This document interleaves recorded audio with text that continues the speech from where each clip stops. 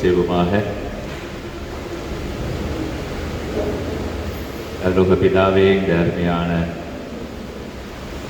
நாளிலும் கூட நீர்களை அழைத்த தயவுக்காக நன்றி. ஒரு நோக்கத்தோடு இந்த இடத்திலே நீங்கள் அழைத்திருக்கிறீர். அந்த நோக்கம் எங்களுடைய வாழ்விலே நிறைவேறுவதற்காக ஆண்டவரே, அடியேனாகிய என்னை உங்களிலே மறைத்துக் கொள்வீராக. என் மூலமாக உம்முடைய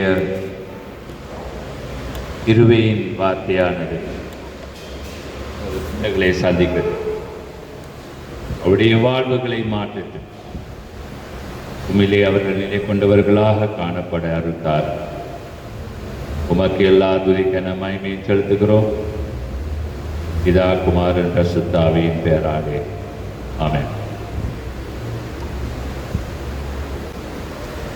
கிறிஸ்துவுக்குள் அருமையான சகோதர சகோதரிகளே,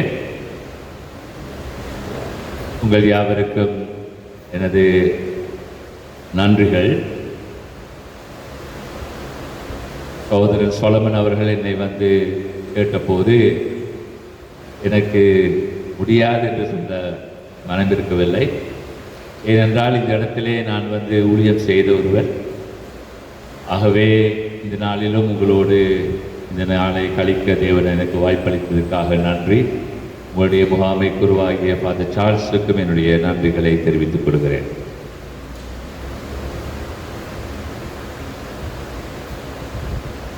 இன்றைக்கு எமது தியானத்திற்காக எடுத்துக்கொண்ட தலைப்பு தீட்டுப்படுத்தப்பட்டு கொண்டிருக்கிற விசுவாசம். Faith that is being polluted. நான் ஃபாதர், விசுவாசத்தை பார்த்து தீட்டுப்படுத்து சொல்றீங்களே, இது என்ன? ஆரம்பத்திலே அது ஒரு கன்ஃபியூஷனாக இருக்கலாம் நான் கொடுத்த தலைப்பு. ஆனால் இந்த காரியத்தை பற்றி நாங்கள் விளங்கிக் கொண்டு போகிற நேரத்திலே எங்களுக்கு அது தெளிவாகும் என்று நான் நம்புகிறேன். வேராலைக்கு பற்றி யாருக்கு தெரியும்? கொழும்பூரில் இருக்கிற வேரா லேக் தெரியும் தானே? அந்த கங்காராமைக்கு முன்னுக்கு இருக்கிற அந்த என்ன சொல்றது, அது வேரா லேக் என்று சொல்லுவார்கள். அழகான ஒரு இடம். அதிலே ஒரு பாவனா நிலையத்தை கட்டியிருக்கிறார்கள். பூக்கள் எல்லாம் அங்கே இழந்து கொண்டிருக்கின்றன. ஒரு கட்டத்திலே அது அழகாக இருந்தாலும், பார்ப்பதற்கு அழகாக இருந்தாலும், அது நாறுகின்ற ஒரு இடமாக இருக்கிறது. உங்களுக்கு தெரியுமோ தெரியாது? நாறுகின்ற இடம். இதே விதமாக எங்களுடைய வாழ்க்கையிலும் எங்களுடைய விசுவாசமாக தோன்றினாலும் தேவனுடைய பார்வையிலே அது Naranam. Your faith can be stinking in the sight of God.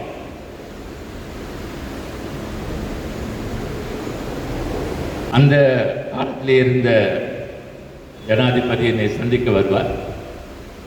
வருகிறேன் நான் சொன்னேன், இது பெரிய குழப்பமாக இருக்குது, எங்களுக்கு சென்ட் மார்கரெட்ஸ் கான்வென்ட் கூட எங்களுக்கு ஒரு ப்ரோக்ராம் நடத்த முடியாது என்று சொன்னால் அந்த மனம் அப்படியே வந்து அந்த இடத்தை கேட்டதுன்னு சொல்லி அவர் சொன்னார். உடனே நான் I look into that bishop என்று சொல்லி ஆமியை கொண்டு வந்து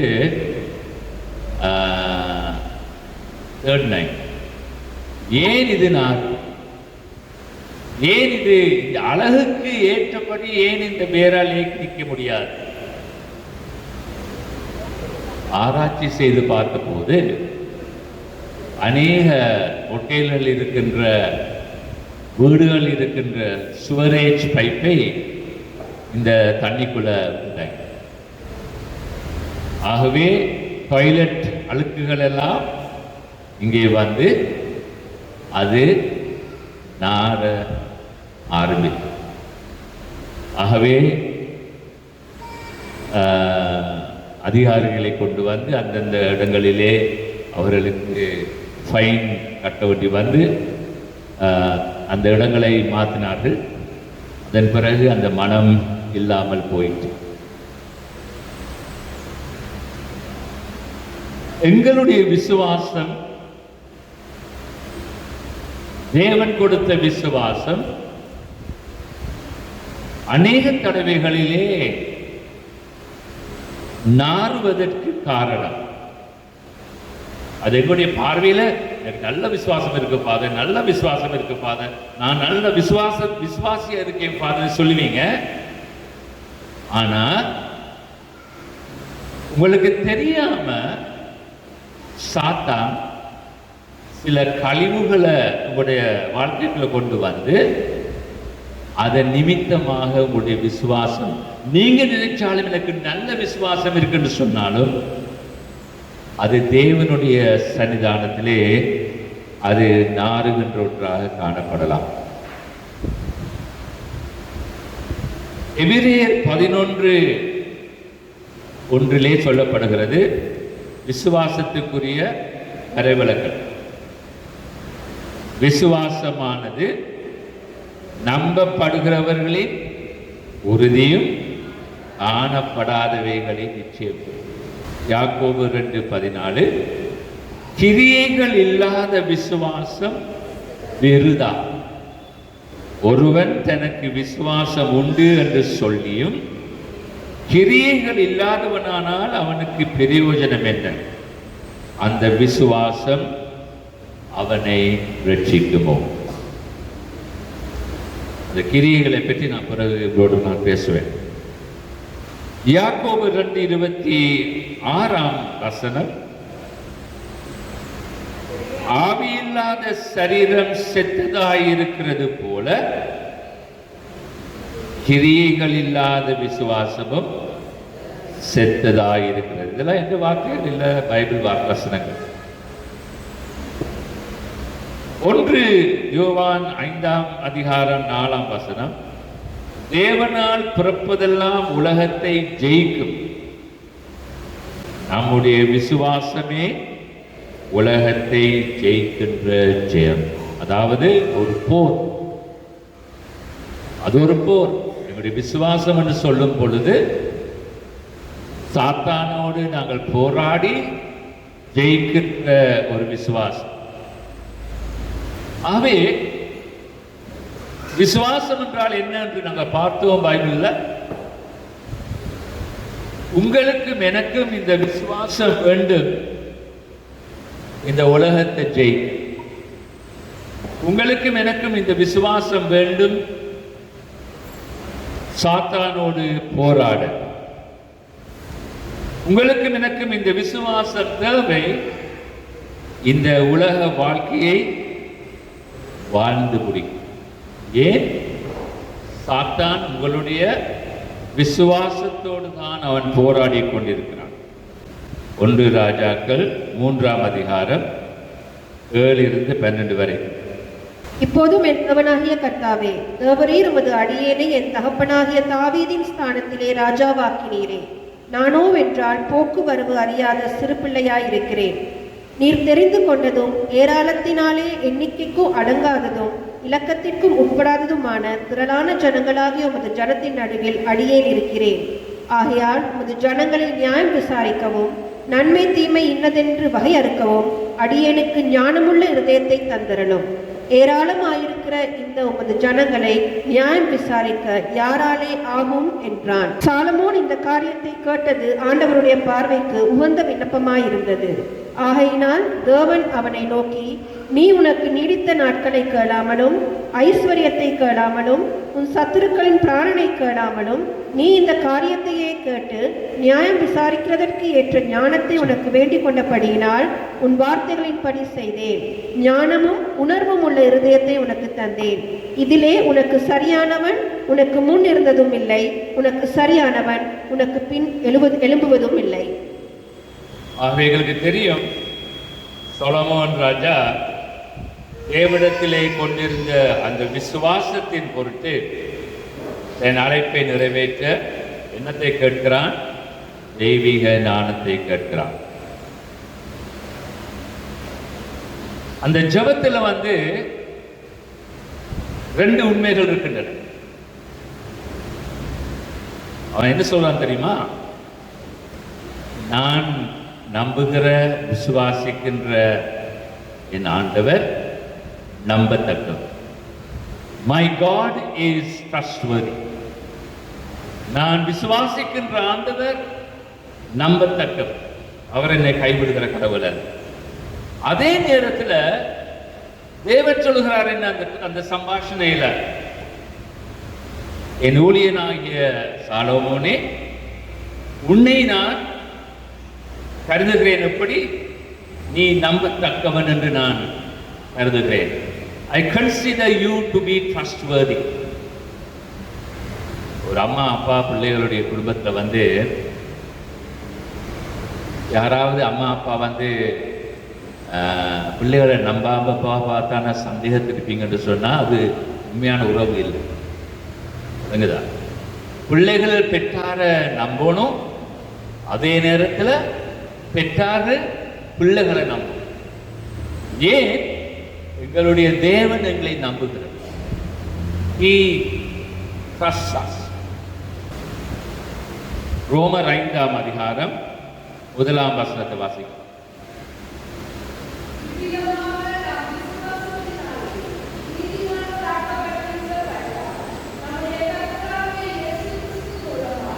தேவனிடத்தில் சமாதானம் பெற்றிருக்கிறோம்.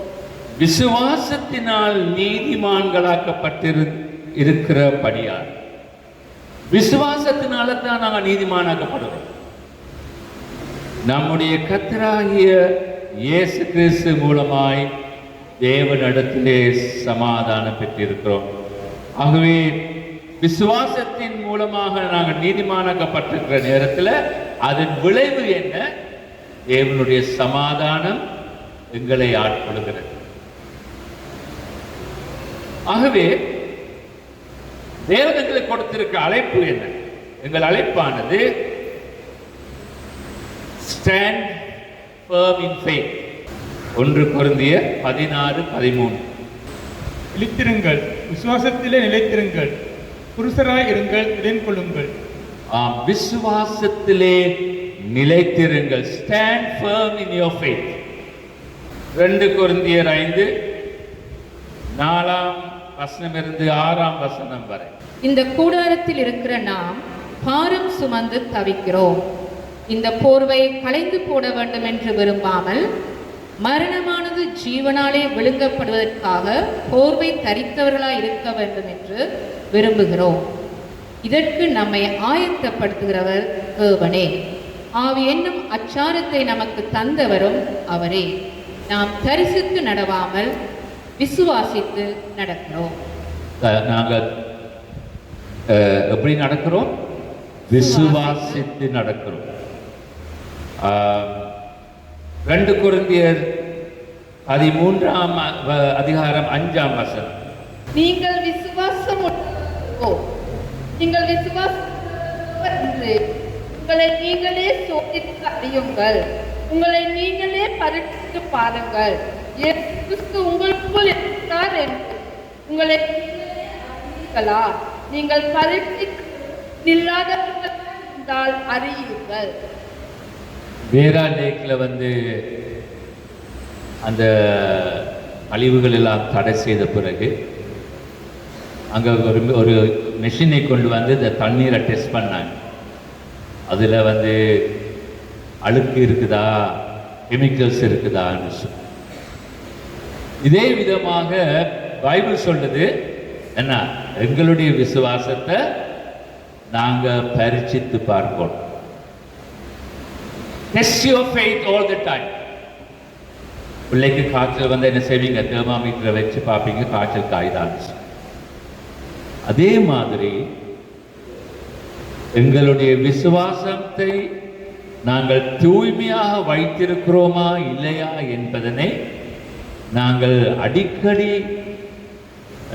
அதை டெஸ்ட் பண்ணி பார்க்க வேண்டியவர்களாக இருக்கின்றோம். கலாத்தியர் 2ஆம் அதிகாரம் 20ஆம் வசனம்.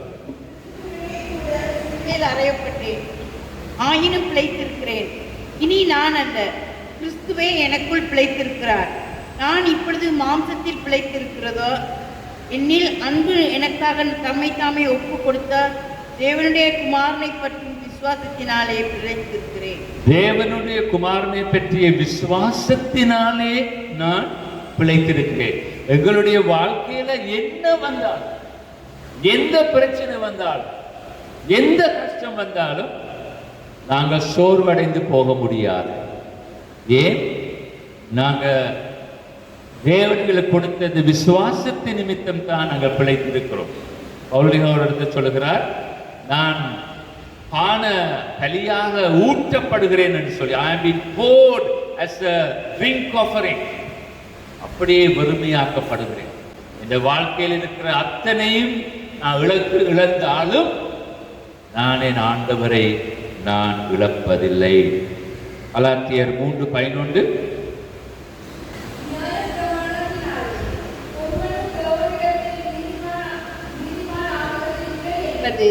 வெளியர்த்தமாக இருக்கிறது.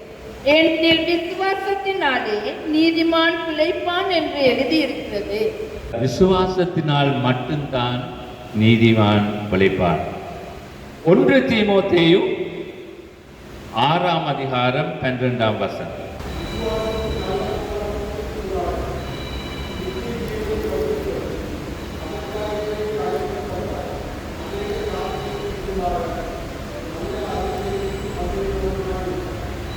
ரெண்டு தீமோத்தேயு 3:15.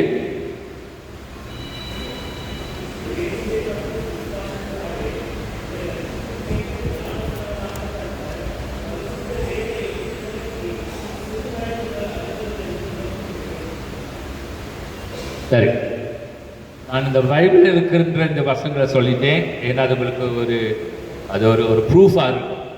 அது உங்களுடைய ஆர்குமெண்ட்டுக்கு, உங்களுடைய விவாதத்துக்கு அது ஒரு நிச்சயத்தை உங்களுக்கு கொடுக்குது. நீங்கள் என்னை பற்றி கேட்கலாம், ஃபாதர், எப்படி என்னுடைய விசுவாசம் தீட்டுப்படுத்தப்படுது? எப்படி என்னுடைய விசுவாசம் தீட்டுப்படுத்தப்படுது? எங்களுடைய விசுவாசம் தீட்டுப்படுத்தப்பட பல விதமான காரியங்கள் இருக்கின்றன.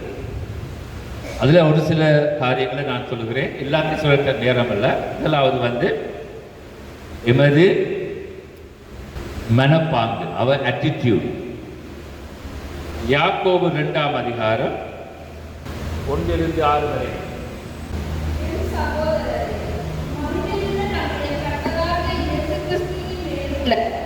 விசுவாசத்தை பட்சபாதத்தோடு பற்றி கொள்ளாதிருப்பீர்கள் ஆக. ஏனெனில் பொன் மோதிரமும் மினுக்கும் உள்ள வஸ்திரமும் தரித்திருக்கிற ஒரு மனுஷனும் கந்தையான வஸ்திரம் தரித்திருக்கிற ஒரு தரித்திரனும் உங்கள் ஆலயத்தில் வரும்போது மினுக்குள்ள வஸ்திரம் தரித்தவனை கண்ணோக்கி, நீ இந்த நல்ல இடத்தில் உட்காரும் என்றும், தரித்திரனை பார்த்து நீ அங்கே நில்லு அல்லது இங்கே என் பாதப்படி அண்டையிலே உட்காரு என்றும் நீங்கள் சொன்னால், உங்களுக்குள்ளே பேதகம் பண்ணி தகாத சிந்தனைகளோடு நிதானிக்கிறவர்களாய் இருப்பீர்கள் அல்லவா? என் பிரியமான சகோதரரே, கேளுங்கள். தேவன் இவ்வுலகத்தின் தரித்திரரை விசுவாசத்தில் ஐஸ்வர்யவான்களாக்கவும், தம்மிடத்தில் அன்பு கூறுகிறவர்களுக்கு தாம் வாக்குத்தத்தம் பண்ணின ராஜ்யத்தை சுதந்திரிக்கிறவர்களாகவும் தெரிந்து கொள்ளவில்லையா? நீங்களோ தரித்திரரை கனவீனம் பண்ணுகிறீர்கள். ஐஸ்வர்யவான்கள் அல்லவோ உங்களை ஒடுக்குகிறார்கள். அவர்கள் அல்லவோ உங்களை நியாயாசனங்களுக்கு முன்பாக இழுக்கிறார்கள். அநேக தலைவைகளிலே, இது எங்களுடைய ஆலயங்களிலே நடைபெறுகிற ஒரு காரியம். யாராவது எனக்கு பண வசதி செய்வார்களானால் அவர்களுக்கு 2-3 தரம் நாங்கள் வணங்கித்தான் அவங்கள மரியாதை செலுத்துவோம். யாராவது ஏழைகள் தங்களாலே ஒன்றுமே எங்களுக்கு செய்ய முடியாவிட்டால் அவர்களை நாங்கள் கணிப்பதல்ல. we don't consider them important. ஆலயங்களுக்கு வரும் பொழுது நல்லா உடுத்து நல்லா இருக்கிறவங்களோட போயிட்டு நான் பேசுவோம். ஆனால் யாராவது தனிமையில் இருக்கிற நேரத்தில் வேலைகளாக உடுப்பு சரியில்லாமல் இருக்கிற நேரத்தில் பாரு இன்னத்தை உடுத்து வந்து காண தெரியாது என்று ரிமார்க்ஸ் பாஸ் பண்ணிக்கிட்டு இருப்போம். நான் தேவனை விசுவாசிக்கிறேன், ஆலயத்துக்கு போகிறேன், என்னுடைய தசம பாகத்தை செலுத்துகிறேன், என் தேவன் தான் எனக்கு எல்லாம் என்று நினைத்து கொண்டிருக்கிற அதே நேரத்தில் நாங்கள் பாகுபாடு மனதோடு ஜனங்களை பிரித்து நாங்கள் அவர்களுக்கு உறவு வைப்போமே, ஆனால் உங்களுடைய விசுவாசம் அழுக்காயிற்று. Your faith has got polluted. யாக்கோபு 1 அதிகாரம் 22 வசனம் இருந்து 25 வசனம் வரை. உங்களை வஞ்சியாதபடிக்கு திருவசனத்தை கேட்கிறவர்களாய் மாத்திரமல்ல அதன்படி செய்கிறவர்களாயும் இருங்கள். கோயிலுக்கு வாரீங்க, தசமம் கொடுக்குறீங்க, மும்முரமாக வேலை செய்றீங்க, ஓடி ஓடி ஓடி ஓடி ஓடி கடவுளுக்கு வேலை செய்றீங்க. ஆனா பைபிள் என்ன சொல்லுது? நீங்கள் உங்களை வஞ்சியாத படிக்கு திருவசனத்தை கேட்கிறவர்களாய் மாத்திரமல்ல அதன்படி செய்கிறவர்களாயும் இருங்கள். If you are not obedient to the word of God in your life, your faith is polluted. உங்களுடைய வாழ்க்கையானது தேவனுடைய வார்த்தைக்கு கீழ்ப்படிவுள்ள ஒரு வாழ்க்கையாக இராவிட்டால் உங்களுடைய விசுவாசம் அங்கே ஈடுபடுத்தப்படுகிறது.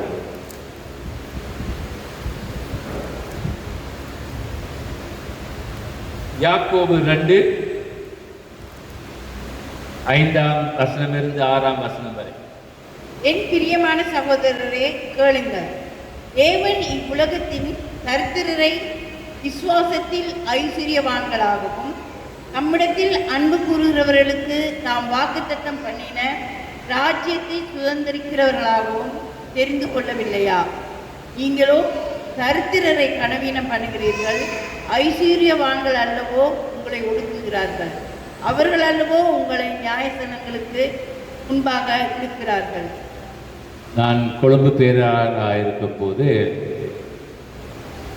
என்னோட சில தமிழ் சபைகள் கொஞ்சம் கோபிச்சாங்க. ஏன்னா சேர்ப்பின் பண்டிகை வரும்போது ஏலம் போடுவாங்க. விளங்குதா? 3 முட்டையை வச்சுட்டு 400 ரூபாய், 450 ரூபாய், 500 ரூபாய், 600 ரூபாய். அது என்ன செய்ய தெரியுமா? ஒரு ஒரு ஏழைய அந்த 3 முட்டைக்குரிய பணத்தை கொடுத்து வாங்குறதிலிருந்து கடைசி ஏற்றுக்கொள்றீங்களா?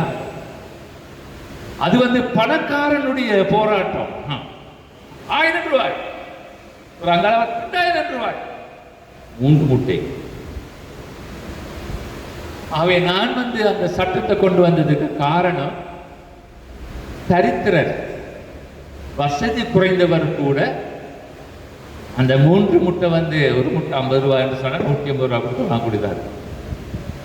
அவர்களுக்கு அது தடையாக இருக்க முடியாது. they cannot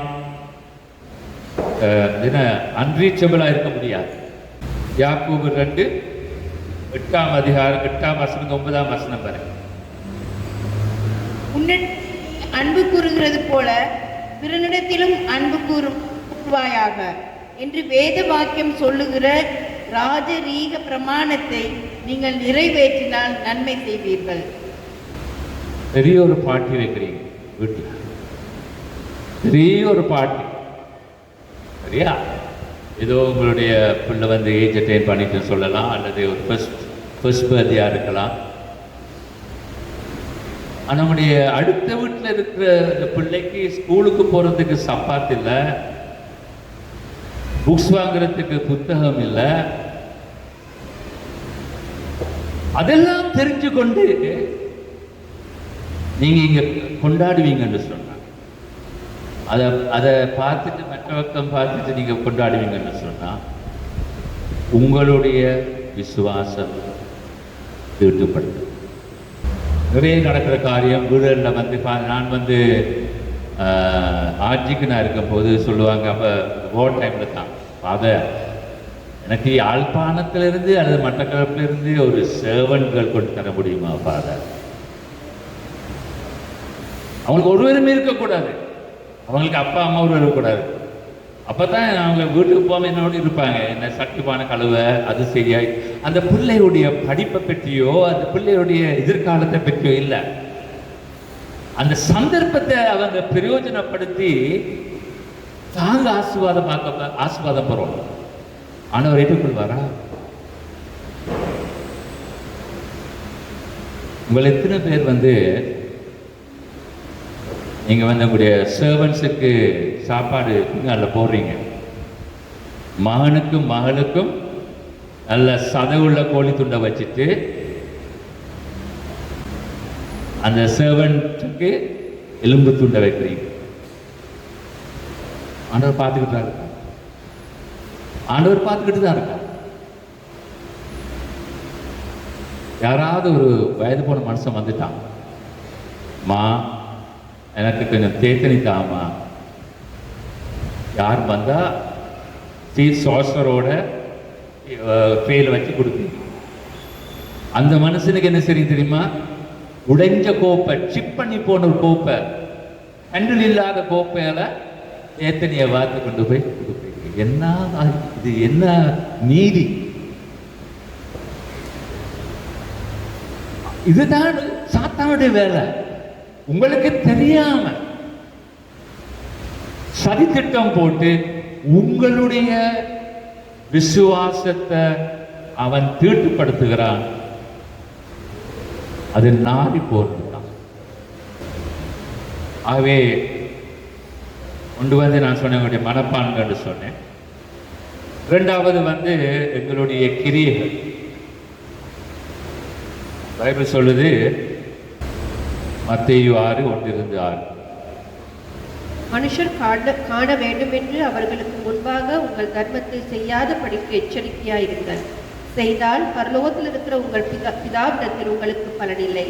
ஆகையால் நீ தர்மம் செய்யும் போது மனுஷரால் புகழப்படுவதற்கு மாயக்காரர் ஆலயங்களிலும் வீதிகளிலும் செய்வது போல உனக்கு முன்பாக தாரை ஊதுவியாதே. அவர்கள் தங்கள் பலனை அடைந்து தீர்த்ததென்று மெய்யாகவே உங்களுக்கு சொல்லுகிறேன். நீயோ தர்மம் செய்யும் போது உன் தர்மம் அந்தரங்கமாயிருப்பதற்கு உன் வலது கை செய்கிறதை உன் இடது கை அறியாதிருக்க கடவது. அப்போது அந்தரங்கத்தில் பார்க்கிற உன் பிதா தாமே உனக்கு வெளியரங்கமாய் பலனளிப்பார். நன்றி. நான் கொழும்பு பேராக இருக்கும் போது பெரிய ஒரு குழப்பம் ஒரு சபையில். என்னன்னு சொன்னா, ஃபாதருக்கும் அப்ப மக்களுக்குடியில் ஒரு பிரச்சனை. அந்த ஏஜிஎம்ல வந்து அந்த ஆனுவல் ரிப்போர்ட்டை பிரிண்ட் பண்ணுறாங்க. எல்லா அறிக்கைகள், சங்கங்கள், அறிக்கைகள் எல்லாம் வச்சு கடைசி பேஜில் வந்து பணம் கொடுத்தவங்களுடைய பேர் போடும், அவங்க போட்ட அமௌண்ட்டும் போடும். இப்போ ஃபார் சொல்லி போட்டால் அது போட இல்லாத விஷயம். பெரிய சண்டைட்டு வந்துட்டேன். என்ன சொன்னேன் தெரியுமா? இந்த வார்த்தை தான் நான் சொன்னேன், பரலோகத்தில் இருக்கிற பிதா நீங்க எவ்வளவு போடுறீங்கன்னு அவர் அறிஞ்சிருக்கார். ஆகவே உலகம் அறியணும்னு சொல்லி நீங்க காணிக்க போடுங்க. சிலர் வந்து இன்றைக்கு உதவி செய்யறாங்க, ஜனங்களை பார்க்கணும், பார்த்துட்டு எனக்கு எங்களோட முகாமுக்கு ஒரு வார்த்தை நன்றி சொல்லல. ஏன் நமக்கு அது தேவையா? எங்களுடைய நன்றி வந்து பாதத்தில் வர தேவையில்ல. எங்களுடைய நன்றி வர யார்கிட்ட இருந்து? பரமபிதாவிட்டு வர. ஒரு நாளாவது நாங்க உலகம் காணணும், என்ன மதிக்கணும் என்றதுக்காக நாங்கள் காரியங்களை செய்ய முடியாது. ஆட்டிடியூட்ல இன்னொரு கதை சொல்ல மறந்துட்டேன். அம்மா கல்யாணத்துக்கு ஒரு இன்விடேஷன் போகுது, சரியா? இன்விடேஷன் வந்திருக்கு. அம்மா எவ்வளோ அம்மா காசு வைக்கணும்? மகள் கேட்க அம்மா பாரு, உனக்கு எவ்வளோமா வச்சாங்க அவங்க? உனக்கு எவ்வளோமா வச்சாங்க அவங்க? நீ அதிகம் வச்சது கொடுக்காத, சும்மா கடவை பார்த்து அதே பார்க்க நீங்க ஒன்றும் கொடுக்காம இருப்பீங்க. உங்களுடைய விசுவாசத்தை இழக்காதீங்க. உங்களுடைய விசுவாசத்தை நாறி போக விடாது. மூன்றாவதாக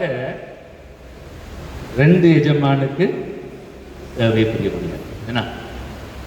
மத்தேயு 6:24.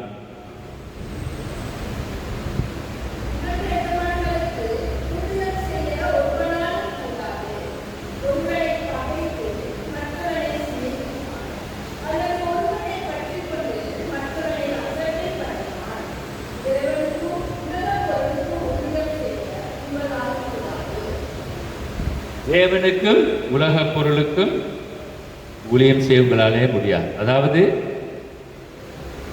நீங்க தேவனுக்கு நீங்க ஊழியம் செய்யுங்க, ஆனா உலக ஆசைகளுக்கு உலக விருப்பங்களுக்கு நீங்க அடிமையாக மாறாது. ஒரு 5 கார் ரோட்ல போவோம்னு சொன்னா அதுல 2 அல்லது 3 கார் புது காரா போகுது. இதுதானே BYD பைக் என்னெல்லாம் போட்டு புது புதிய வாகனங்கள்லாம் ஓடுது. ஒரு ஃபாரினர்ஸ் கேட்டார் ஃபாதர், நான் நினைச்சேன் எங்களோட நாடு என்ன ஃபைனான்ஷியலி டவுன் என்று நான் நினைச்சேன். ஆனால் இந்த பணம் அரசாங்கத்து கையில் இல்லாட்டியும் இந்த பணம் யாரோட கையில் இருக்கு? ஜனங்களோட கையில் இருக்கு. ஆனபடியினால தான் போயிட்டு இந்த வாகனம்லாம் வாங்குறாங்க. இன்னைக்கு வாகனம் வாங்கக்குள்ளேயும் போட்டி பொறாமல். அடுத்து வீட்டுக்காரன் நான் அதுக்கு கொஞ்சம் மேலே வாங்குவோம். மட்டக்களப்பில் இருக்கக்குள்ள பர்த்டே பார்ட்டிக்கு போவோமா, ஃபர்ஸ்ட் பர்த்டே பார்ட்டிக்கு அம்மா சொல்லுவாங்க, அந்த எந்த மாதிரி அவங்க சொல்லுவாங்க, நல்லா பாரு என்னென்ன வச்சிருக்காங்கன்னு சொல்லு. இப்போ அம்மா 15 சாமான் இருக்கம்மா, 15 ஈட்டபிள்ஸ் இருக்கப்பா, நாம 21 25 போடுவோம். சரியா? பார்க்கணும். அதே பார்க்க நல்லா செய்து காட்டணும். அது ஒரு உதாரணம். இன்னொரு உதாரணம் பாருங்க, அவங்களுக்கெல்லாம் 2 ஜோடி காப்பு 3 ஜோடி காப்பு தங்க காப்புலாம் இருக்கு. நீங்கள் என்ன குண்டை வச்சுட்டு என்ன செய்றீங்கன்னு சொல்லிட்டு நொய் நொய் நொய் நொய் நொய் நொய் நொய்ன்னு இப்போ பார்த்தான்னு புருஷன் காதில் கத்திக்கிட்டே இருப்பாங்க. இந்த யார்? இந்த அம்மா. இந்த மனுஷன் என்ன செய்வான்? அங்கேயாவது போய் களவெடுத்துக்கிட்டு தான் வருவான். எப்படியாவது களவெடுத்து தான் கொண்டு கொடுப்பான். களவெடுக்கிறதுக்கு காரணம் யாரு? இந்த மனைவியுடைய அந்த நொய் நொய் நொய் நொய் விளம்பு கட்டுற மாதிரி அந்த சத்தத்தை தாங்க முடியாம தான். தங்களால முடியுமானதை சந்தோஷத்தோடு ஏற்றுக்கொள்ள வேண்டியதுதான் விசுவாசம். பிளைன் சோறும் வெங்காயமும் சாப்பிட்டு நீங்க சந்தோஷமா இருக்கலாம். Joy or sorrow is what you choose in life. பிரச்சனை இருந்தாலும் நீங்க சந்தோஷமா இருக்க நீங்க தீர்மானிக்கலாம். அவை மிக முக்கியமான ஒரு காரியம். உலக ஆசைகள் நீங்க விசுவாசம் எனக்கு இருக்கு, நான் விசுவாசம் உள்ள ஒரு மனுஷன் என்று சொல்லிட்டு நீங்க உலக ஆசைகளுக்கு நீங்க கீழ்ப்படி உள்ள அடிமையா இருப்பீங்கன்னு சொன்னா அது சரி வராது. எங்களோட வீட்டில் ஒரு ரூல், சட்டம் இருக்கு. இந்த வைஃப் பேங்க்ல வேலை செய்யும் பொழுது வேலைக்கு போறதுக்கு 10 சாரி, சரியா? கல்யாணங்களுக்குன்னு சொன்னா 2-3 சாரி. யாராவது ஒரு சாரியை கொண்டு கொடுத்தாங்கன்னு சொன்னா அலுமாரிக்குள்ள இருக்கிற ஒரு பெஸ்ட் சாரி போகணும் வழியா. இந்த கிழிஞ்சு போன சாயம் கட்ட ஒரு சாரி, ஸ்டெயின்டா போன ஒரு சாரி கொடுக்குறது. நீ விரும்புகிற ஒரு பெஸ்ட் சாரி அங்க இருந்து வெளியால போகும். அதே மாதிரி தான் எனக்கும். அடிக்கடி நான் வந்து வளமையாக நான் கசக்கில் தான் இருப்பேன். நான் குடும்பத்தோட போகக்குள்ள ஷர்ட் ட்ரௌசர் போடுவேன். எங்கேயாவது ப்ரைவேட்டாக நாங்கள் எங்கேயாவது போகிற நேரத்தில் எனக்கும் ஒரு ஒரு நம்பர்ஸ் இருக்கு. அப்போ 5 ஷர்ட் இருக்குமென்னு சொன்னால், ஒரு ஷர்ட் வந்துச்சுன்னு சொன்னால் இன்னொரு அதில் பெஸ்ட் ஷர்ட் ஒன்று வெளியால் போகும். ஏன் அது அந்த ஆசையை மட்டும் தட்டுறதுக்கா? நான் வீடு ப்ளஸ் பண்ண போவேன்னா ஒரு நேரத்தை குஸ்னிக்கு போனால் நிறைய சட்டி இந்த அலுமினியம் சாஸ்பேன்ஸ் எல்லாம் அடுக்கி வச்சுருக்கேன். என்னம்மா யாருக்கம்மா இது ஏதாவது பாட்டி போடுவீங்களா? இல்லை ஃபாதர். ஒன்று எடுத்து தூக்கி பார்த்தீங்கன்னா நட்சத்திரம் மாதிரி ஓட்டையா இருக்கு. ஏனம்மா அதை வச்சுக்கிறீங்க? இது எங்க மாமியார் கொடுத்தது ஃபாதர். ஐயோ, நான் விட மாட்டேன், ஏதாவது வீச மாட்டேன். சில இடங்கள் அப்படி குழுமிச்சு வச்சு கரப்பத்தானுக்கு அது ஒரு வீடு ஆயிடுச்சு. எல்லாம் போய் பார்த்தேன், அவனும் கரப்பத்தான். உலக ஆசை உங்களுடைய வாழ்க்கைய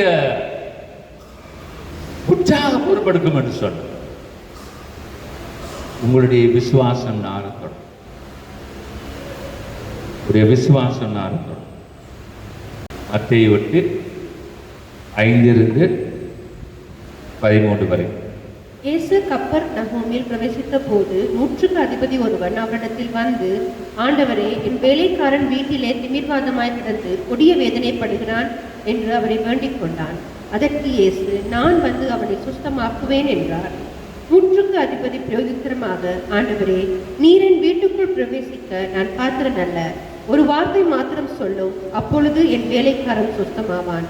நான் அதிகாரத்துக்கு கீழ்ப்பட்டவனாயிருந்தும் எனக்கு கீழ்ப்பட்டிருக்கிற சேவகரும் உண்டு.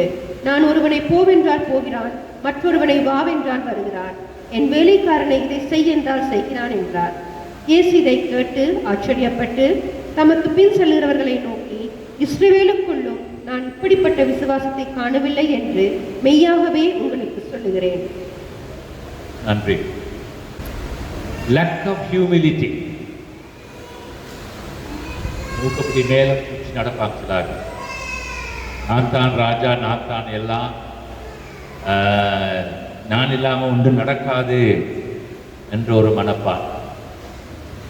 ஆனால் இந்த 100க்கு அதிபதி வந்து சொல்கிறான், அதிகாரம் இருக்கு, எனக்கு எல்லாம் இருக்கு, எனக்கு ஒன்றுமே முக்கியம் இல்லை, நீ இருக்கிற இடத்துல இருந்து ஒரு வார்த்தை சொல்லும், அது எனக்கு போதும்.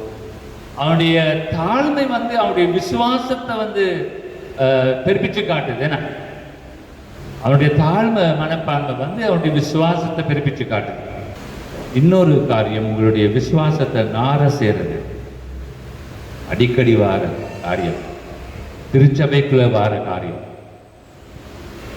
நீதிமொழிகள் 18:20-21 வரை. அவனவன் வாயின் பலனால் அவனவன் வயிறு நிரம்பும். அவனவன் உதடுகளின் விளைவினால் அவனவன் திருப்தியாவான். அவருடைய உதடுகளின் விளைவினால் அவனவன் திருப்தியாவான். மரணமும் ஜீவனும் நாவின் அதிகாரத்தில் இருக்கும். மரணமும் ஜீவனும் நாவின் அதிகாரத்தில் இருக்கு. ஒரு ஆளை நீங்க வாளை வைக்கலாம், நாவால ஒரு ஆளை நீங்க அப்படியே அழிக்கலாம். The church sometimes becomes a place for unjust gossip. விளங்குதா? ஆலயமானது சில நேரங்களில் என்ன சொல்றது, gossipக்கு என்ன தமிழ்ல சொல்லுவேன், புறம் பேசுது. அந்த சோப்பு ஷர்ட் போட்டுக்காரக்கா, ஐயோ அவர்கள் தெரியுமாக்கா உங்களுக்கு, அச்ச கல்லனக்கா. அதே நாங்க நட்கரணியை எடுத்துட்டு இந்த கதவால போறதுக்கு முன்னுக்கே என்ன செய்றீங்க? உங்களுடைய விசுவாசத்தை நாரடிக்கிறீங்க. உங்களுடைய விசுவாசத்தை நாரடிக்கிறீங்க. கல்யாணமாரம் பேசுவாங்கன்னு சொன்னா எரிச்சல். இன்ஜினியரா, யூகே மாப்பிள்ளையா, அமெரிக்க மாப்பிள்ளையா கூடாது. எல்லாம் உதாசி ஒட்ட கடிதம் அனுப்புவோம். ஒட்ட கடிதம் அனுப்பி அந்த கல்யாணத்தை உடைச்சு பரலோக வாசல உங்களுக்கு திறக்காதுப்பாங்க. நீங்க என்ன ஆட்டம் ஆடினாலும் நீதியின் வாழ்க்கை நீங்க வாழல, விசுவாசத்துக்காக நீங்க உழைக்கல, பரலோகத்தின் கதவு உங்களுக்கு பூட்டப்படும். எனக்கு கல்லறியாதுங்க, ஆனா உண்மையை நான் சொல்றேன். ஆனா சான்ஸ் இருக்கு. சாகரத்துக்கு முன்னுக்கு இப்பயாவது நாங்க ஆண்டவர்கிட்ட மன்னிப்பு கேட்டு எத்தனை பேருடைய குடும்பத்தை நான் அழிச்சிருக்கேன், எத்தனை கல்யாணங்களை நான் உடைச்சிருக்கேன், எத்தனை பேருக்கு மன வேதனையை கொடுத்திருக்கேன். நொந்து கொண்டு இருக்கிறவர்களுக்கு நான் அந்த பெட்ரோலை வார்த்தை கொளுத்தி இருக்கேன். கொளுத்தி போட்டு நல்லா ஏறி போதேயா, கொளுத்தி போட்டு சொல்லுவாங்க, நல்ல ஏறி போகுது, நெருப்பு ஏறி போகுது. இது நான் என்னுடைய ஊழியத்தில் கண்ட ஒரு காரணம். இன்னொரு உதாரணம், நம்முடைய விசுவாசம் நாட்டடிச்சு போறதுக்காக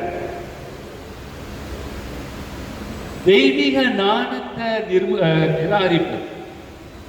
தெய்வீக நாணத்தை நிராகரிச்சு உலக நாணத்தை பெற்றுக்கொள்ள நீங்க வாங்கிப்ப. இன்னைக்கு ஹைபிரிட் வாகனம் இருக்கு தானே, பெட்ரோல்லையும் ஓடும், பேட்டரி கரண்ட்லையும் ஓடும். இன்னைக்கு நிறைய கிறிஸ்டியன்ஸ் வந்து ஹைபிரிட் ஃபெய்த் விளங்குதான், தலையாளத்தான் நம்முடைய வாழ்க்கையை ஓட்டுறேன். Head driven life. தங்க தலை என்ன சொல்லுதோ அதுபடி சேரல். ஆனா கிறிஸ்தவ வாழ்க்கை வந்து தலையால ஓடுகிற வாழ்க்கை அல்ல. கிறிஸ்தவ வாழ்க்கை வந்து பரிசுத்த ஆவியினால உந்தப்பட்டு முன்னெடுக்கப்படுகிற ஒரு வாழ்க்கை. அவை பரிசுத்தாவியானவர் எனக்கு என்ன சொல்லுகிறார் என்று நான் கேட்காம உலக ரீதியில நான் தீர்மானம் எடுத்து காரியங்களை செய்யும் போது அது தேவனுடைய கொள்கைகளுக்கு, தேவனுடைய கட்டளைகளுக்கு, தேவனுடைய வார்த்தைகளுக்கு அது விரோதமானதாக இருக்கும் போது எங்களுடைய விசுவாசம் அங்கே திருப்திப்படுத்தப்படுது. இன்னொரு காரியம் வந்து மற்றவர்களை நியாயம் தீர்ப்பது. நீங்க மற்றவர்களை நீங்க நியாயம் தீர்க்கும் போது உங்களுடைய விசுவாசம் நாரடிக்கப்படும். நீங்க யார் மற்றவனை நியாயம் தீர்க்க உங்களுக்கு என்ன அதிகாரம் இருக்கு? தேவன் ஒருவன் தான் நியாயம் தீர்க்கலாம். இல்ல பாதா பச்சை கள்ளம் பாதா, நீ கண்ணால கண்டீங்களா? இல்ல பாதா அப்படி சொல்றேங்க. அருமையான தேவ ஜனமே, எதனால நீ மற்றவருக்கு அளக்கிறாயோ அதனால உனக்கு அது அளக்கப்படும் என்று வேதம் சொல்லுது. இந்த காரியம் எல்லாம் நடைபெறும் போது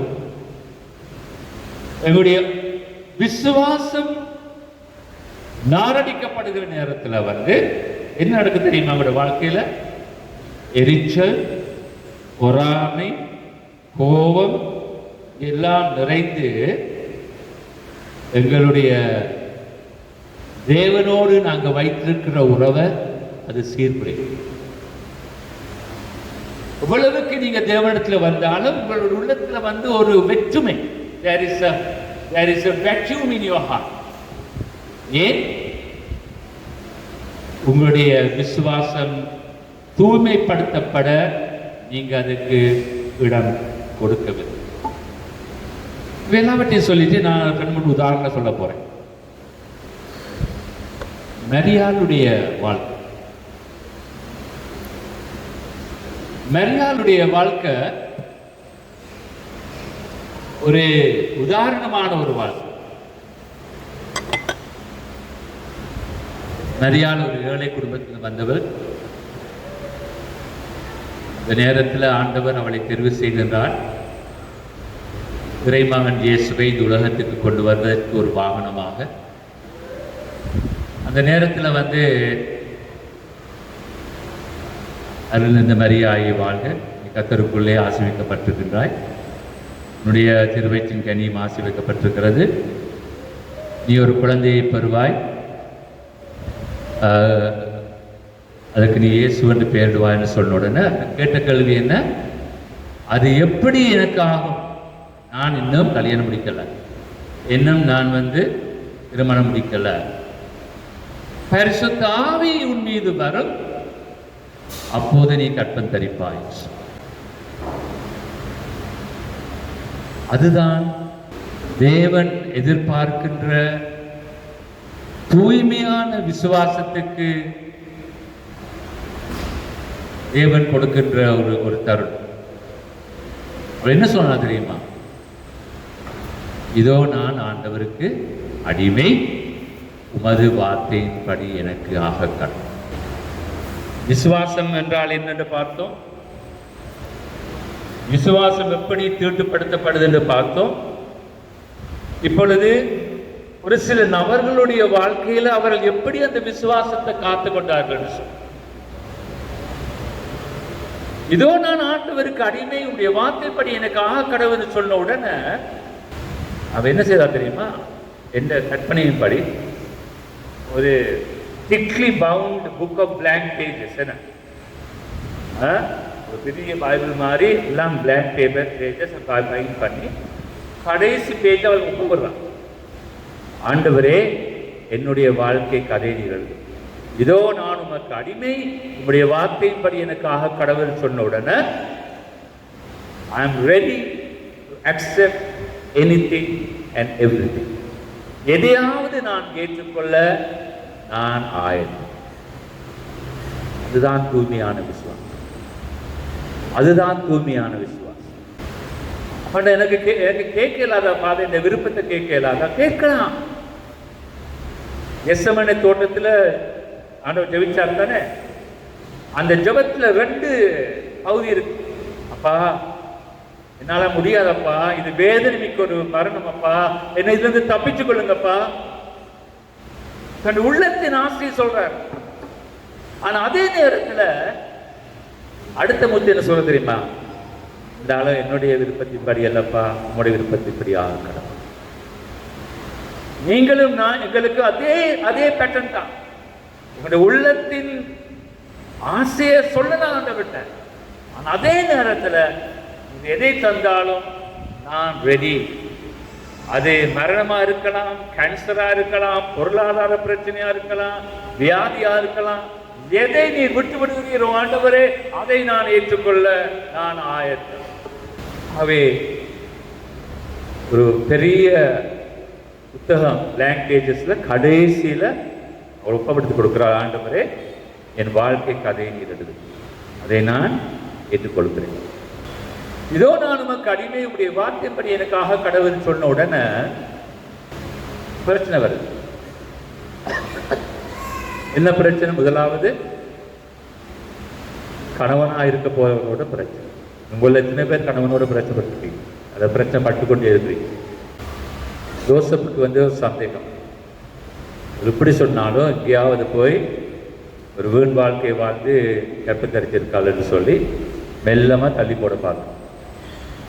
எவ்வளவுக்கு அழுதிருப்பாள் தெரியுமா மரியா? எவ்வளவுக்கு கண்ணீர் வடிச்சிருப்பாள் தெரியுமா மரியா?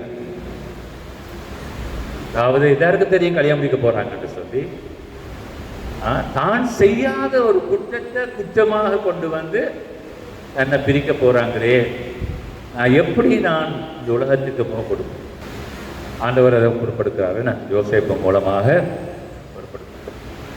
ரெண்டாவது அந்த கிணத்துல வந்து தண்ணி மொழ்றவங்களோட வாழ்க்கையில அது ஒரு காசிப் சென்டரா மாறிச்சு. அந்த மரியா அவளை பற்றி உனக்கு தெரியுமாடி? அதை பார்க்க become a center of the gossip of others. எல்லாத்தையும்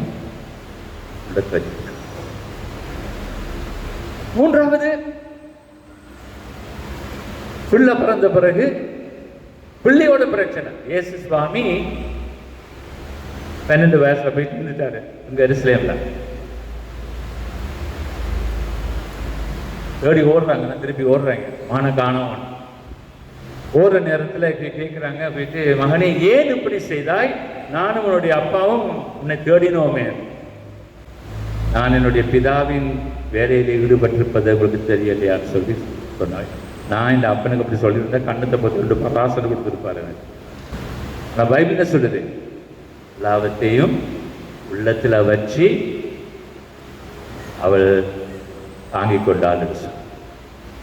ஒரு ஈட்டி எவ்வளவு ஈட்டியானது சரியான பெயின்ஃபுல் பிரிக். அதை போய் இருக்குள்ள நாட்டத்தை கிழிச்சிட்டு வர, அதை மாதிரி வேதனை உள்ள ஒரு காயம்.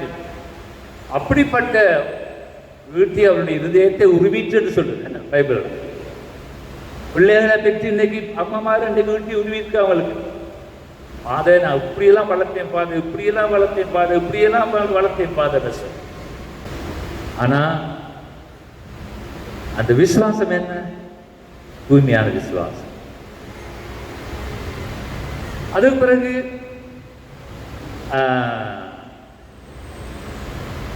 திருச்சபையோட பிரச்சனை.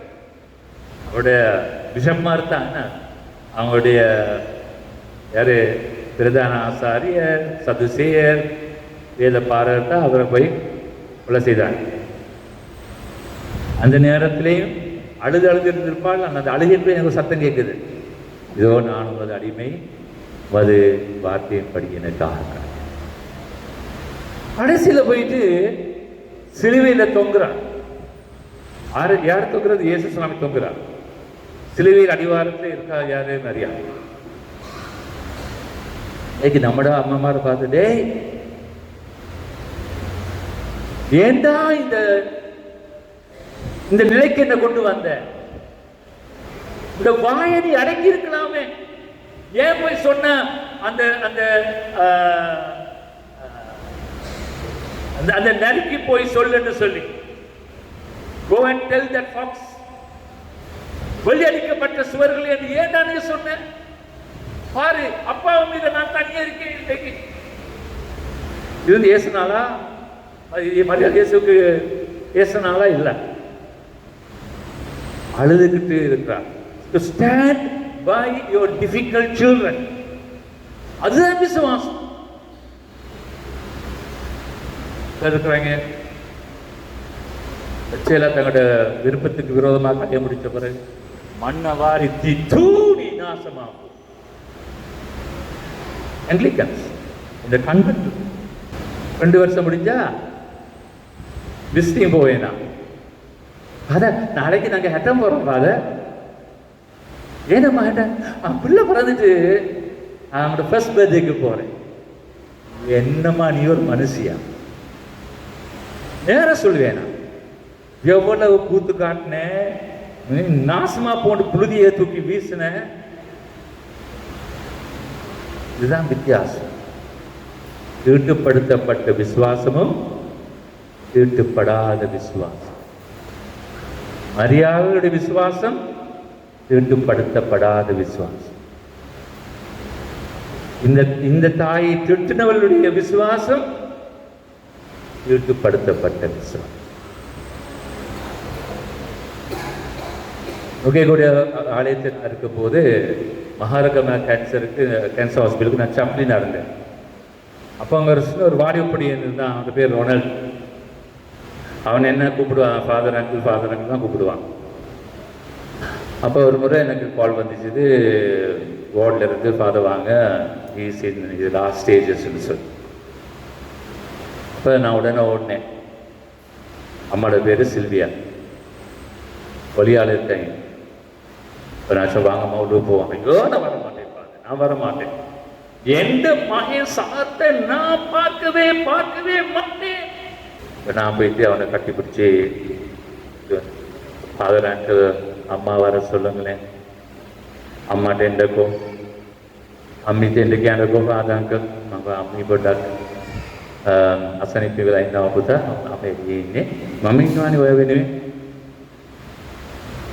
கடைசியில் அவன் என்ன வச்சு கட்டி பிடிச்சிட்டு, அம்மி எண்டக்கோ, அம்மி எண்டக்கோ, அம்மி எண்டக்கோ, அம்மி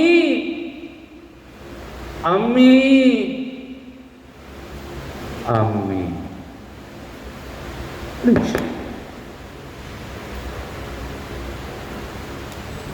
உங்களுடைய வேதனை என்ன இருந்தாலும் உங்களுடைய அழைப்புல நீங்க தவற முடியாது.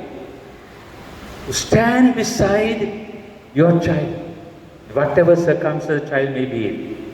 எந்த சந்தர்ப்பத்தில் அந்த பிள்ளை இருந்தாலும் உங்களுடைய பிள்ளை அருகே நீங்க இருக்க வேண்டியது உங்களுடைய கடமை.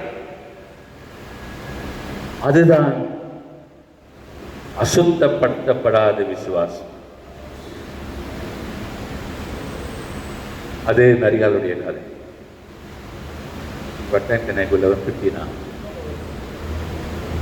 இரண்டாவது கதை வந்து யோசேப்புடைய கதை.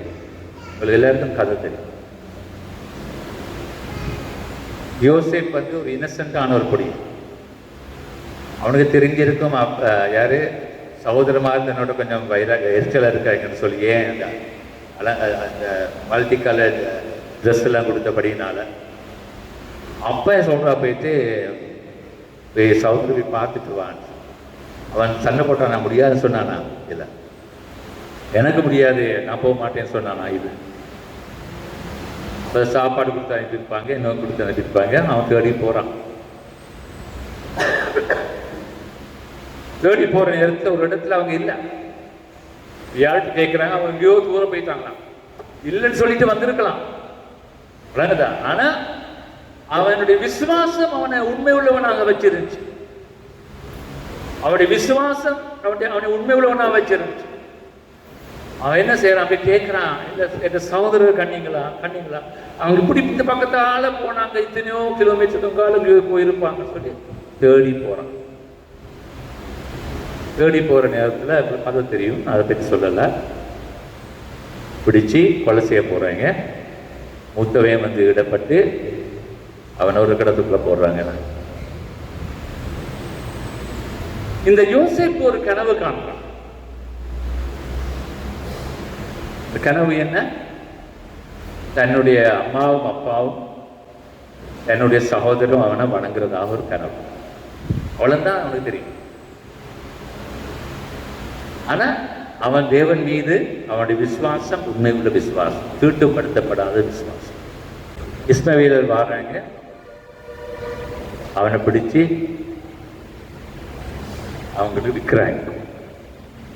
விற்கிற நேரத்தில் அவன் தப்பி ஓடி இருக்கலாம், அல்லது பிடிச்சு ஏசி இருக்கலாம். நீங்களும் சகோதரர்களா சொல்லி கேட்டிருக்கலாம், ஒன்றுமே கேட்கலாம். அமைதியில அவன் போறான். தேவன் யோசேப்புக்கு ஒரு கனவு கொடுத்தார். But God had a bigger dream for Joseph. கடவுள் யோசேப்புக்கு இன்னும் ஒரு பெரிய கனவு வச்சிருந்தார். அது என்ன கனவு தெரியுமா?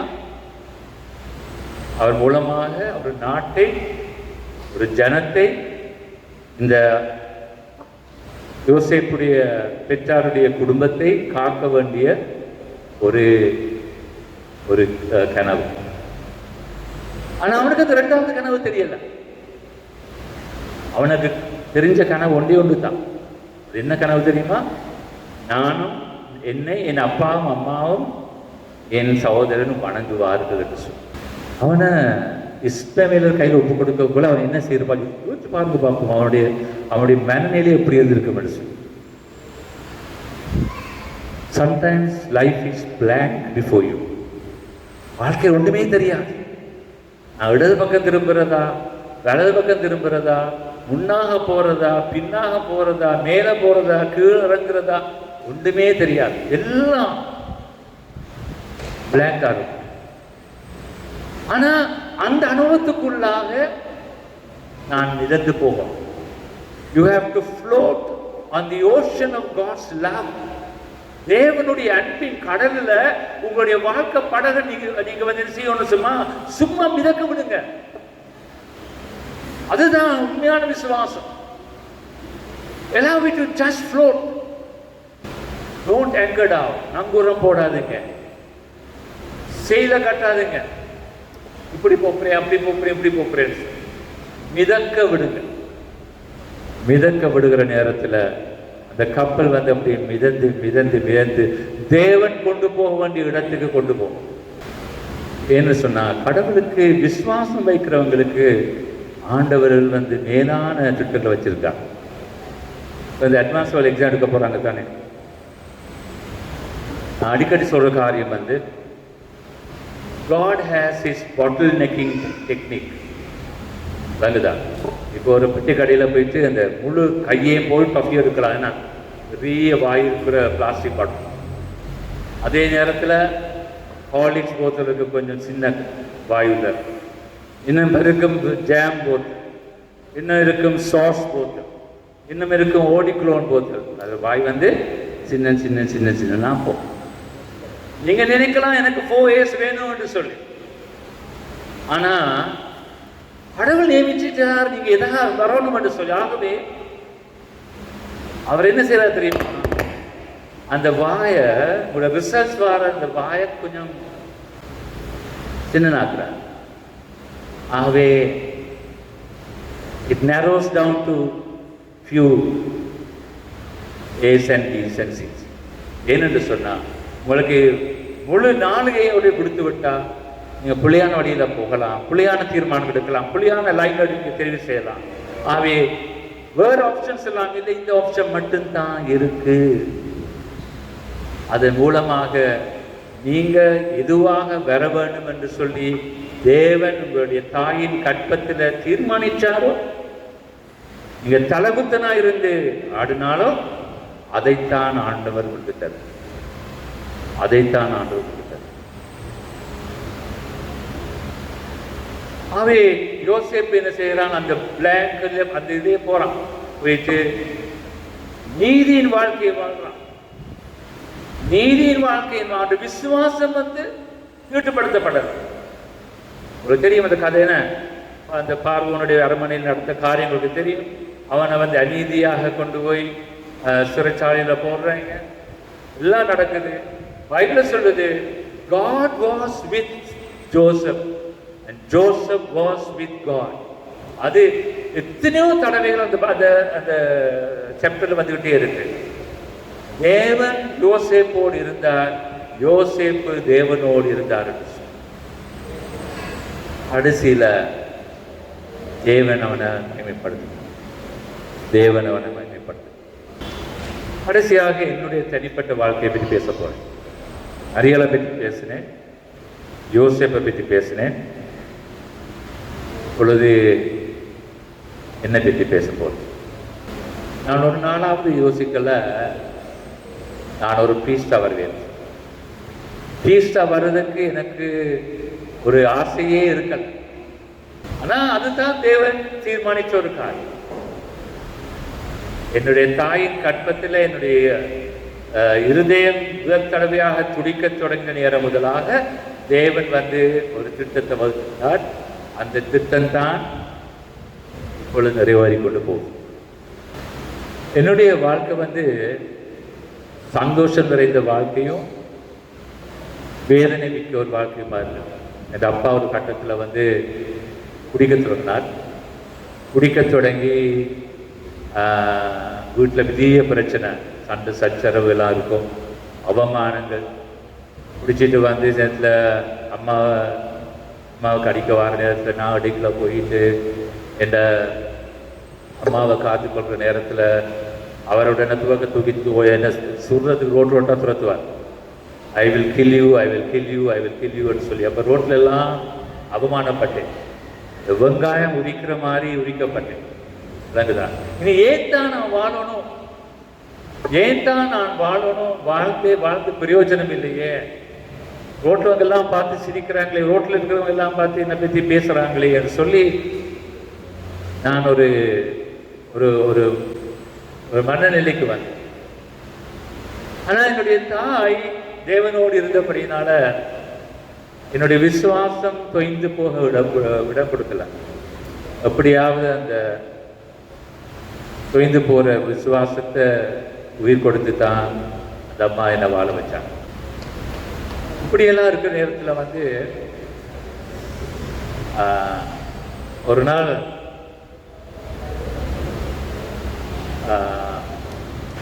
ஒரு 10 மணி போல் நான் வெளியால் இப்படிக்கிற டைமில் வந்து எனக்கு ஒரு அழைப்பு வருது. ஆண்டவர் கூப்பிட்றாரு வந்து ஊழியத்துக்கு வர சொன்னால் நான் வர மாட்டேன், என்ன விட்டு தள்ளுங்க, நான் இதுக்கு வரவே மாட்டேன். வெளியால் கதையை போட்டு வானத்தை பார்த்துக்கிட்டு அம்மா யோசிச்சாங்க, எனக்கு ஒரு லவ் அஃபேர் பிரேக்கப்பு தெரியாது மகனே, ஏதாவது லவ் அஃபேர் பிரேக்கண்டா சொல்லு, நான் உதவி செய்கிறேன். நான் சுற்றி ஒன்றுமே இல்லை, என்னை பேசாமல் விடுங்க, என்னை தண்ணி எடுக்க விடுங்க. இப்படி இருக்கிற டைமில் வந்து இவங்க வந்தாங்க, ஒரு கோயிலாக வர சொன்னாங்க, ஃபாதர் வரட்டுமா அவங்கள. ஒரு 10 மணிக்கு இரவு உடனே ஓடினேன். அங்கே இருந்தாங்க ஒரு 5-6 ஃபாதர்மார், மெதடிஸ்ட் ஃபாதர்மார், சிஎஸ்ஐ ஃபாதர்மார், ஆங்கிலிக்கன் ஃபாதர்மார். இதோ ஈரான் ஆச்சரியத்தில் மொத்தமாக வாரம் எடுக்கிறதுக்கு தேவன் எங்களுக்கு சொல்கிறாரு, உன்னைத்தான் எடுக்க சொல்லி, உன்னை நீ வந்து ஆமன்னு சொன்னீங்கன்னா அவனை நாங்கள் அனுப்ப போகிறோம். எங்கே அனுப்ப போகிறோம்? பெங்களூர் அனுப்பி உன்னுடைய பிடியை நீ செய்துட்டு அதுக்கப்புறம் உன்னை அடைன் பண்ணி அங்கே போட போகிறோம். Boy oh boy did I let go my fuse. அவ்வளவு கோபம் இருந்துச்சு எனக்கு. பிடிச்சி ஏசிட்டேன். I don't want to come into this basket of filth. நீங்கள் யாருன்னு எனக்கு தெரியும், உங்களுடைய கூத்துக்களும் எனக்கு தெரியும். அதே இதுக்கு வந்து என்ன வேலை சொல்றீங்களா என்று சொல்லி அவங்கள பிடிச்சி ஏசினேன். பேசிட்டு ஒலிம்பிக்கு வர போகிற நேரத்தில் சாம் ஆல்ஃபர்ட் சொன்னார், தம்பி எவ்வளவு குதிச்சாலும் கடவுள் உன்னை பிடிச்சாருன்னு சொன்னால் குரங்கு பிடி. அவனா அப்படி பேசியிருக்க கூடாது. நான் உடனே கேட்டேன், சாமனன், if God wants to catch me, let him catch me. But what is itching you to get it? ஒரு நாளாவது நான் பாலமாக அப்படி பேசுறது வந்து அடுத்த நாள் சண்டை பிடிச்சிட்டு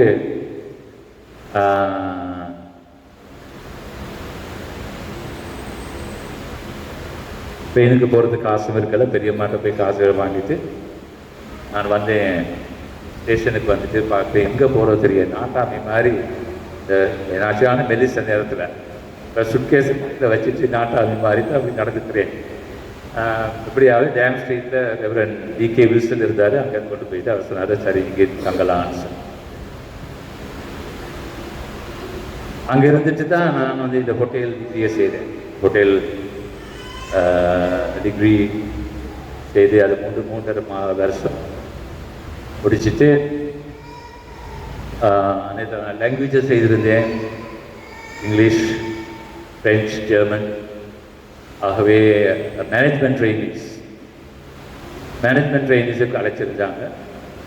மேனேஜ்மெண்ட் ட்ரெயினிஸுக்கு அழைச்சவங்க சொல்லியிருந்தாங்க, degree in hotel management, foreign languages, adult qualifications. அப்போ ஒரு இன்ஃப்ளூயன்ஸும் இல்லாமல் போயிட்டேன். மிகவும் சந்தோஷமாக இருந்தேன். ஆனால் நிம்மதியே இருக்கலை. தூய்மையான விசுவாசம் நம்முடைய வாழ்க்கையில் தேவன் வைப்பீடு செய்யும் போது அது ஒரு போராட்டமாக தான். சாத்தான் நம்மளை வஞ்சிப்பான், சாத்தான் நம்மளை எப்போ பார்த்தா நம்மளோட போராடுவான், எங்களை அழிக்க முற்படுவான். 5 வருஷம் இங்கே ஹோட்டலில் இருந்து 4ஆம் வருஷம் வந்து வெரி ஹாப்பி. நிறைய பணம் இருந்துச்சு, சேலரி வெரி ஹை, பணமெல்லாம் இருந்துச்சு.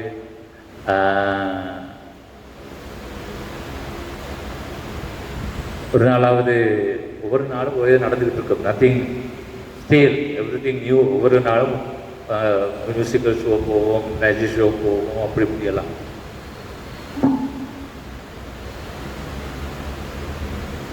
இப்படி இருக்கிற டைமில் வந்து ஒரு முறை ஜிஎம் சொன்னார் வந்து, டிலோ 31st நைட் நீ கோயிலுக்கு போகலாது, தேர் இஸ் அ பார்பிக்யூ, ஒரு இட்டாலியன் குரூப் வருது, நீ அதை நீ சூப்பர்வைஸ் பண்ணணும்னு தான் அவன் நின்றுட்டேன். சரியாக டிசம்பர் 31ஆம் தேதி 12 மணிக்கு ஷிப்ஸ் எல்லாம் சைரன் ஊதக்குள்ள வட்டிகள் அடிக்கக்குள்ள இவங்க என்ன செய்தாங்க, நான் ஃபுல் சூட் அடிச்சுட்டு பூவெல்லாம் அடிச்சுட்டு இருக்கேன். என்ன பிடிச்சி காலில் 2 பேர் பிடிச்சாங்க, தலையில் 2 பேர் பிடிச்சாங்க. He is a jolly good fellow, he is a jolly good ஃபெலோன்னு சொல்லி அவங்களோட பாஷையில் பாதிச்சுட்டு அப்படியே பெண்ணுக்குள்ளே வீசிட்டாங்க. என்ன எனக்கு I can swim for a toffee, சரியா? இதில் போனேன்னா இதில் வந்தேன்னா அவளுக்கு தான் தெரியும். அதுக்கு பிறகு I got up at ICU வந்து அவங்க எனக்கு தேங்க்யூ வந்து அப்பாலஜி கேட்டாங்க மன்னிக்க சொல்லி. நான் சொன்னது வந்து காரணம் என்னென்று சொன்னால், எங்களுடைய விசுவாசம் உறுதிப்படுத்தப்படும் வரைக்கும் தேவன் பலவிதமான சோதனைகளுக்குள்ளாக எங்களை அழைத்து வருவோம். சோதனைகள் வரும்போது நாங்கள் சோர்ந்து போக தேவையில்ல. அதிலிருந்து ஒரு படி ஆவிக்குரிய நிலையில நம்ம ஏற்றால் ஏறோமையோடைய வீழ இறங்கி போவதல்ல. ஆகவே அந்த நேரத்தில் வந்து ஆண்டவர் என்னோட பேசுனது வந்து, நான் அவனோட உயிரை நான் பாதுகாக்கிறேன், உயிரை நான் பாதுகாக்கிறேன். அதுக்கு பிறகு நான் ஆண்டவருக்கு இந்த வாழ்க்கையை ஒப்பு கொடுத்து நான் லிமத்திலாவுக்கு போகிறதுக்கு இன்டர்வியூக்கு போனேன்னா, இன்டர்வியூவுக்கு போனால் 4வது வருஷம் அதை ஜாயந்த் ஜெயவரசிங்கவும் நானும் தான் 2 பேர் கேண்டிடேட்ஸ். அப்போ என்ன ரிஜெக்ட் பண்ணிட்டாங்க. ஜாயந்த் ஜெயவரசிங்கத்தை எடுத்துட்டாங்க, என்ன ரிஜெக்ட் பண்ணாங்க. காரணம் வந்து என்னுடைய வருமானம் என்னுடைய ஊழியத்திற்கு அது தடையாக இருக்கும் மனுஷன்.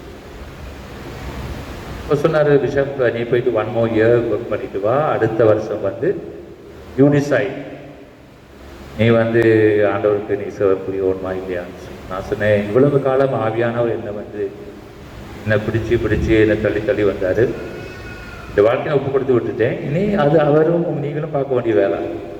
Let the Holy Spirit convince you.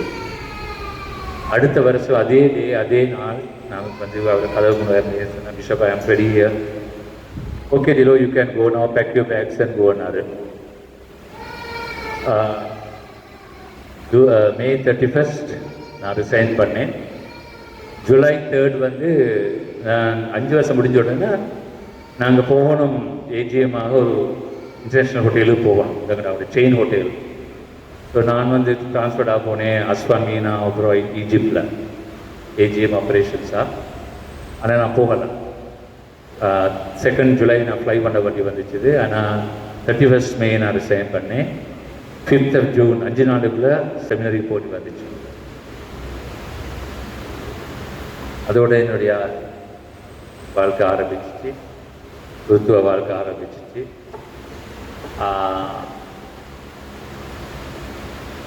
நான் ஹோட்டலில் இருக்கக்குள்ள அந்த 4ஆம் வருடத்துக்கும் 5ஆம் வருடத்துக்கும் இடையில 2 காரியங்கள் நடந்துச்சு. ஒன்று வந்து என்னுடைய அண்ணனுடைய வெட்டிங். எனக்கு நிறைய காசு இருந்தபடினால நான் தான் வெட்டிங் நடத்திக்கிட்டு வந்து ரீ பண்ணியிருந்தேன். அப்போ அந்த நேரத்தில் வந்து பிங்க் ஃபார்ம் இது கையில் இருந்துச்சு. நான் கொண்டு பிங்க் ஃபார்மை போய் கொடுக்கணும். ஒரு செல்ஃப் அட்ரஸ் அனுபவத்தில் அந்த பிங்க் ஃபார்மை போட்டுட்டு நான் பஸ்ஸில் ஏறி போனேன். பல்பீட்டில் இறங்குன்னு பார்த்தா பிங்க் ஃபார்மை காணோம், அது விழுந்துட்டு. உடனே ஃபாதர்கிட்ட உடனே ஃபாதர் சொல்லி போட்டார், கல்யாணம் வைக்க இயலாது, அது இல்லாமல் I will put into jail. அப்போ உடனே ரெஜிஸ்டர் உடனே அவன் சொன்னான், மாத்தியோ දෙන්නක දෙන්න බෑ, දවස් 14ක් නෝටිස් කැන්සල් කරලා තමයි දෙන්න පුළුවන්. මගේ අනිත් වෙඩින් එකදී ඒක කරන්න බෑ. අපි ඒක ඔබතුමා කොට පරිස්සම් වෙන්න තිබුණා නා. என்ன செய்யறது? சொல்ல வந்த காரணம் இதுதான். எனக்கு ஊசி குத்தம் எனக்கு இயலாது, அவ்வளவு பயம். கல் பிடுங்க போய் 16 வயசுல டென்டிஸ்ட் உதைச்சேன். அவருடைய கண்ணாடி தூள் தூளா பறந்துச்சு. அப்பா என் மற்ற பக்கத்தை அரையாண்டு கொடுத்தாரு எனக்கு. அவ்வளவுக்கு பெயின் சென்சிட்டிவ் நான். ஆனா சாத்தா என்ன செய்யலாம் தெரியுமா? எனக்கு சொல்கிறான், நீ போய் ரயில் ட்ராக்கில் நீ நட, ரயில் ட்ராக்கில் நடந்து உன்னுடைய உயிரை நீ எடுத்துரு. என்ற தமிழ் இதில் வந்து ஒரு சாவு ஏற்பட்டு தான் கல்யாணத்தை பின் போடலாம், விளங்குதா? அதை சும்மா பின் போட்டா ஏதோ ஒரு பிரச்சனை சொல்லி ஆக்கள் கொசை பண்ணுவாங்கன்னு சொல்லி. அப்போ நான் போய் என்ன செய்தேன், ஒரு லெட்டர் எழுதுறேன், டார்லிங் மாமி, இதை காணுந்துட்டேன், இதுக்காக நான் வந்து இந்த வாழ்க்கை எடுக்க போகிறேன் இதை சொல்லி நான் வந்து கடிதத்தை இந்த தலைவணிகளை வச்சுட்டு நான் போகிறேன். எங்கே தமிழை பற்றி அந்த கல்லெல்லாம் போட்டிருக்குது பீச்சில். அந்த நேரத்தில் நான் அப்படி இருக்கிற டைமில் வந்து ட்ரெயின் வருது, ரயில்கா பின்னுக்கு. நான் முன்னுக்கு நடந்துக்கிட்டே போகிறேன் ரயில் ட்ராக். அந்த நேரத்தை வந்து ஒரு காற்று வந்து அப்படியே தள்ளிக்க ட்ரெயின் போயிடுச்சு. இனி சரி வராதுன்னு சொல்லிட்டு அடுத்த ட்ரெயின் வருது வந்து அது வந்து ரூணுகுமாரி, அந்த கெனடியன் இன்ஜினோட. இப்போ நான் வந்து என்ன செய்தேன்னு தெரியுமா, அந்த இடத்துல உட்காந்துக்கிட்டு பார்த்துட்டு இருந்தேன். எனக்கு 20 மினிட்ஸ் மற்ற ட்ரெயின் வருது. அந்த நேரத்தில் வரப்போது நான் பார்த்து இது சரி வராது, நான் கழுத்து தான் வைக்கணும் சொல்லக்குள்ளேயே எனக்கு மேல் சொல்லி நான் ஒரு நாளாக செய்ய போகிற ஆள் இல்லை. சாத்தான் எந்த அளவுக்கு எங்களுடைய விசுவாசத்திலிருந்து எங்களை திட்டுப்படுத்துவான்னு சொல்லி தான் நான் நிறைய சொல்கிறேன். அந்த நேரத்தில் நான் தலையை வச்சுட்டேன். கிட்ட வரக்குள்ள தலையை வச்சுடனே பழத்தில் கேட்குது, டட்டா டட்டா டட்டா டட்டா கேட்குது. அவன் ஃபோன் அடிச்சுட்டு வராங்க. சுற்றி 2 போலீஸில் ஒரு 4-5 பேர் அப்படியில் அவங்க யூனிஃபார்ம் இருக்கல இடிச்சு அடி ஷர்ட்டு நான் இடிச்சு அப்படியே பிக் பாக்கெட் மாதிரி என்ன பெயின் போயிடுச்சு. கொண்டு போனாங்க, கொண்டு போயிட்டு இதுக்குள்ளே போட்டாங்க, லொக்கருக்குள்ளே போட்டாங்க. இன்றைக்கி நான் அந்த பப்ளை பற்றிய போலீஸ் ஸ்டேஷன் பாஸ் பண்ணும்போது அது நான் வந்தியா. அந்த நேரத்தில் வந்து அந்த ஹெச்பாய் ஒரு பேர்கர் ஜென்டில்மேன் அவர் வந்து கேட்டார், house actually sweet side case sir, தெரியுதுங்க. இது தள்ளி விட்டா நான் ஒரு நேசில் அப்படி விட்டுட்டேன்.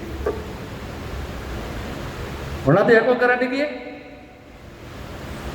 உடனே நான் வந்து இங்கிலீஷில் நான் ஆன்சர் பண்ணுறேன்னா அவருக்கு விளங்கிச்சது. நான் அவருக்கு படித்து கொடுங்க. நான் just mercy upon me and listen to my story. அப்போ அவர் என்ன சொன்னார் வந்து, son, I have to take you to courts and produce you to the mental hospital. Langada. But if you give me in writing, நீ கடத்து தருவின்னு சொன்னால் நீ செய்ய மாட்டான்னு சொன்ன, இதுலேயே நான் நிப்பாட்டிடுறேன். நான் நிப்பாட்டிட்டேன், உடனே வெளியே பிடிச்சிட்டேன். அதே குறைக்க போன இந்த கதையை நான் குறைச்சி சொல்லணும்னு சொன்னால், எப்படியாவது அவர் கருணை காட்டினார். அவருடைய மகனுடைய ஷர்ட்டை கொண்டு கொடுத்தாரு, சப்பாத்து இருக்கல்ல அவருடைய செருப்பை கொண்டு கொடுத்தாரு. ஜீப்பில் அனுப்ப வேணான்னு 2 காரில் கொண்டு இறக்க சொன்னார். என்ன அன்னைக்கு மாமி அவங்க வராங்க, ட்ரெயின்லேருந்து வராங்க, நான் போகலை, நான் ஹாஸ்பிட்டலில் டைமில் ஆனால் ஹை டெம்பரேச்சர். சாத்தான் எங்களை எப்படியாவது எங்களுடைய விசுவாசத்தை குலைக்கலாம், சீரழிக்கலாம். தேவன் எங்களுக்காக நியமிச்சிருக்கிற இடத்துலேருந்து எங்களை அல்லலாம்னு தான் பார்த்துக்கிட்டு இருக்காங்க. கடைசியாக கல்யாணம் நடந்துச்சு, நான் இருக்கல, நான் ஹாஸ்பிட்டல். ஆகவே இந்த கதையை சொன்னது காரணம் வந்து, இன்னைக்கு இந்த வாழ்க்கையிலும் கூட என்னுடைய பாத்திரம் நன்மை, தீமை, சந்தோஷம், துக்கம், கண்ணீர் நிறைந்ததாக காணப்பட்டாலும் எனக்கு ஒரு திருப்தி மனப்பான்மை இருக்குது. விசுவாச போராட்டத்தை நான் ஜெயம் கொண்டேன். விசுவாச போராட்டத்தை ஜெயம். ஆகவே ஒரு நாளாவது உங்களுடைய விசுவாசத்தை நீங்கள் சிம்பிளாக நினைக்காதீங்க. உங்களை அது தாக்காட்டி அது உங்களுடைய பிள்ளைகளை தாக்கலாம், அது உங்களுடைய மனைவியை தாக்கலாம், உங்களுடைய உற்ற உறவுகளை தாக்கலாம், உங்களுடைய வேலையை தாக்கலாம், உங்களுடைய பொருளாதாரத்தை தாக்கலாம். அது சாத்தானுடைய ஸ்ட்ராட்டஜி. ஆகவே ஒவ்வொரு நிமிடமும் நீங்கள் வந்து உங்களுடைய விசுவாசம் தீட்டுப்படுத்தப்படுதா அல்லது அது தூய்மையாக காணப்படுதான்னு சொல்லி நீங்கள் டெஸ்ட் பண்ணிக்கிட்டே இருப்போம்.